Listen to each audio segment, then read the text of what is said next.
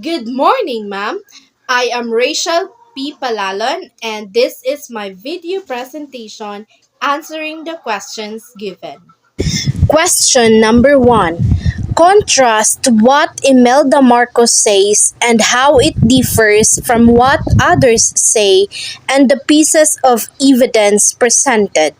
In my own understanding, from the video I watched entitled The Kingmaker, I learned that Imelda Marcos always talked about the things that she did as well as Ferdinand Marcos during his presidency.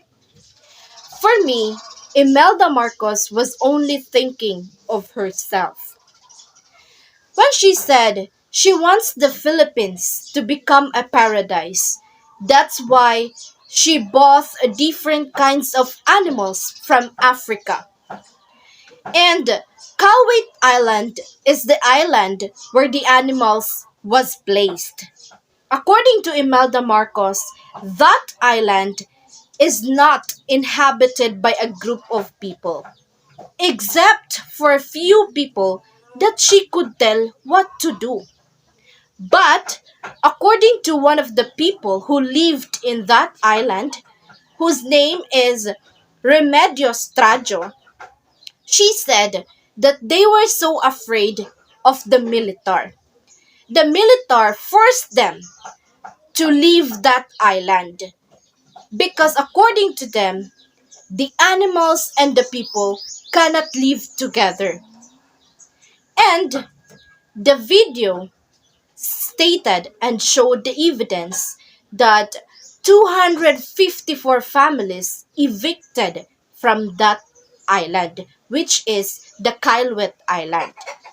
On the other hand, Imelda Marcos said that for anything to grow, even the animals, they need love. That's why they need a mother in the government because the mother makes home. But according to Froilan Sariago, a Calwait gamekeeper of the animals, he said that when the animals arrived, the Marcoses did not bring any document or manual on how to handle and operate those animals. And he also added that the budget for the animals was gone and there is no even medicine and veterinarian who can heal those animals that are sick and have wounds. Indeed, Imelda Marcos was very selfish because she chose the animals over the people and she don't even took good care of the animals. When she said she wants the Philippines to become a paradise and the people to become happy. But after all, they neglected the animals and they don't even think of the people who are affected to it. Question number 2. What role did Imelda play during Marcos' governance? As what I have noticed in the video presented, I strongly admit that Imelda Marcos did not only stand as a first lady during the governance of Ferdinand Marcos. It was said that Ferdinand Marcos appointed his wife, Imelda Marcos, to be a surrogate president. That is why Imelda Marcos lead the Philippines as a president. And it became worse when Ferdinand Marcos found cheating on another woman.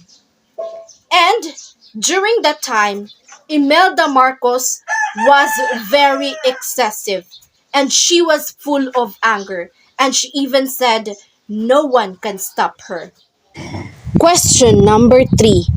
How lavish were the lives of the Marcoses? I strongly agree that the lives of Marcoses was full of riches because they have lots of expensive things such as jewelries, artifacts, frames, and etc.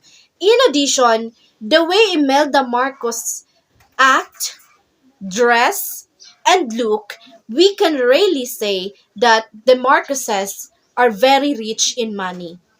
And One of the evidences that we could tell that the Marcoses are rich is because they even helped President Rodrigo Roa Duterte during his run of presidency. Indeed, the Marcoses are very rich and full of wealth, and they can buy lots of expensive things that they want to have. Question number 4.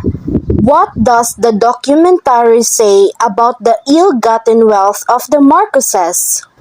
Based on my own understanding from the video that I watched, the documentary only showed and said that Marcos's presidency was full of corruption. It is because the Marcoses have many things that are very expensive. They even bought lot of artifacts, frames worth billion of pesos. And the documentary also showed that the Marcoses' jewelries and among others was taken because it is said to be the money from the government. Yes, they share and give money to people, especially to young children who are sick. But it is only a small amount. And knowing that they can buy lots of expensive things. And when they give to people, only small amount was given. And Imelda Marcos even said, candy for kids. For me, the Marcoses only think of their own personal interest and they don't even think of the people. And that would be all. Thank you.